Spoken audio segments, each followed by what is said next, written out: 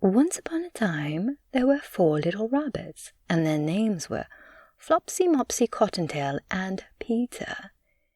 They lived with their mother in a sandbank underneath the root of a very big fir tree. "Now, my dears," said old Mrs. Rabbit one morning, "you may go into the fields or down the lane, but don't go into Mr. McGregor's garden. Your father had an accident there. He was put in a pie by Mrs. McGregor. Now run along and don't get into mischief. I am going out." Then old Mrs. Rabbit took a basket and her umbrella and went through the wood to the baker's. She bought a loaf of bread and 5 currant buns. Flopsy, Mopsy, and Cottontail, who were good little bunnies, went down the lane to gather blackberries. But Peter, who was very naughty, ran straight away to Mr. McGregor's garden and squeezed under the gate. First he ate some lettuces and some French beans, and then he ate some radishes. And then, feeling rather sick, he went to look for some parsley. But round the end of a cucumber frame, whom should he meet but Mr. McGregor? Mr. McGregor was on his hands and knees planting out young cabbages, but he jumped up and ran after Peter, waving a rake and calling out, "Stop, thief!" Peter was most dreadfully frightened. He rushed all over the garden, for he had forgotten the way back to the gate. He lost one of his shoes among the cabbages and the other shoe among the potatoes. After losing them, he ran on 4 legs and went faster, so that I think he might have got away altogether, if he had not unfortunately run into a gooseberry net and got caught by the large buttons on his jacket. It was a blue jacket with brass buttons, quite new. Peter gave himself up for lost and shed big tears, but his sobs were overheard by some friendly sparrows, who flew to him in great excitement and implored him to exert himself.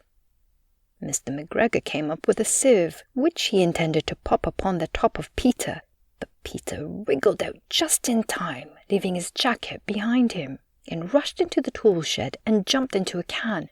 It would have been a beautiful thing to hide in, if it had not had so much water in it. Mr. McGregor was quite sure that Peter was somewhere in the tool shed, perhaps hidden underneath a flower pot. He began to turn them over carefully, looking under each. Presently, Peter sneezed. "Kerchoo!" Mr. McGregor was after him in no time, and he tried to put his foot upon Peter, who jumped out of a window, upsetting 3 plants. The window was too small for Mr. McGregor, and he was tired of running after Peter. He went back to his work. Peter sat down to rest. He was out of breath and trembling with fright, and he had not the least idea which way to go. Also, he was very damp with sitting in that can. After a time, he began to wander about, going lippity-lippity, not very fast, and looking all round. He found a door in the wall, but it was locked, and there was no room for a fat little rabbit to squeeze underneath.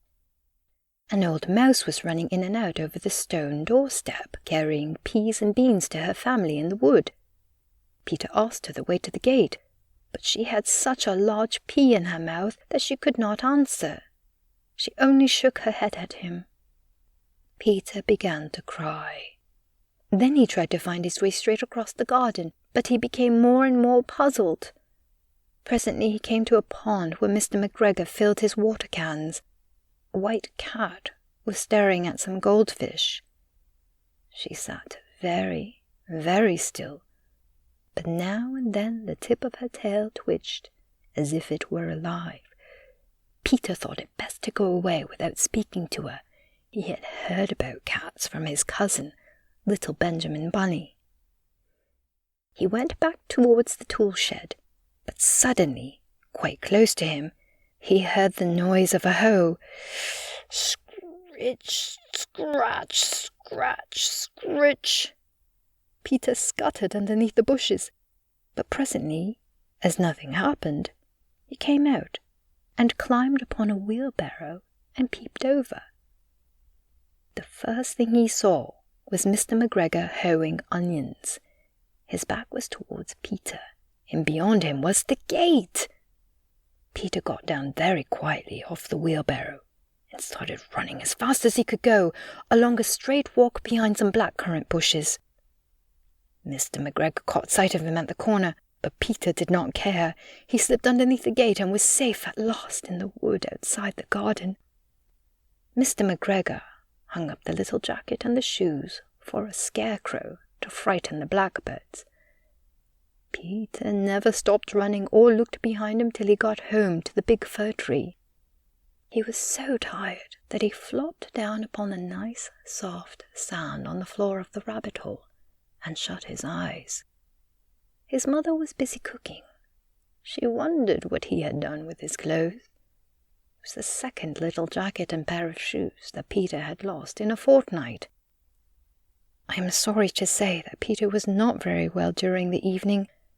His mother put him to bed and made some chamomile tea, and she gave a dose of it to Peter, 1 tablespoonful to be taken at bedtime. But Flopsy, Mopsy, and Cottontail had bread and milk and blackberries for supper. The end.